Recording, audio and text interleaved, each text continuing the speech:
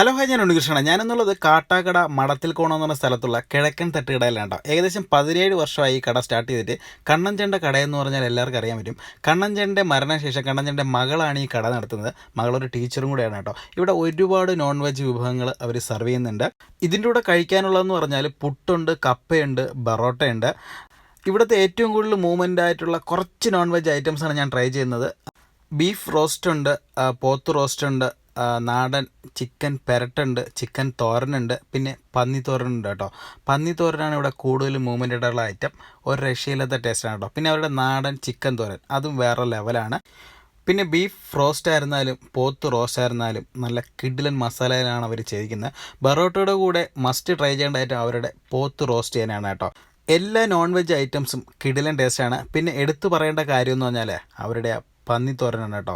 ഞാൻ ആദ്യമായിട്ടാണ് പന്നിത്തോരൻ ട്രൈ ചെയ്യുന്നത്. വേറെ ലെവൽ ടേസ്റ്റാണ്.